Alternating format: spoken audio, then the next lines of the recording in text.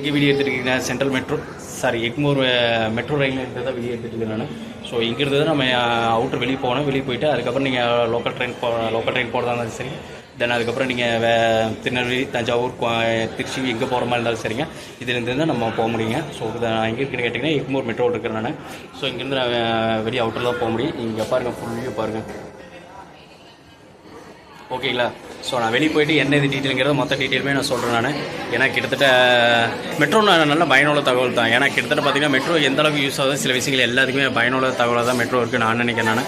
So இதுக்கு முன்னாடி மெட்ரோவில் யாராவது பயணம் பண்ணியிருக்கீங்கிறது எனக்கு கீழே மறக்காமல் எனக்கு கமெண்ட் பண்ணி சொல்லுங்கள். மெட்ரோனால உங்களுக்கு என்னென்ன பயன்கிறது எனக்கு கீழே மறக்காமல் எனக்கு கமெண்ட் பண்ணி சொல்லுங்கள்.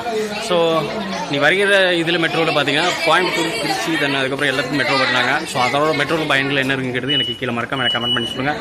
ஸோ நான் இங்கிருந்து அப்படியே எக்ஸைட் ஆகிட்டு தென் அதுக்கப்புறம் பார்த்தீங்கன்னா நான் நேரு செங்கல்பட்டு போகிறேன். செங்கல்பட்டு போயிட்டு அதுக்கப்புறம் என்ன இது டீட்டெயிலுங்கிறது நான் மொத்தமாகவே நான் சொல்கிறேன் நான். ஸோ எனக்கு அங்கே மொத்தமாக டீட்டெயில் என்ன இது டீட்டெயிலுங்கிறது நான் மொத்தமாகவே சொல்கிறேன் நான்.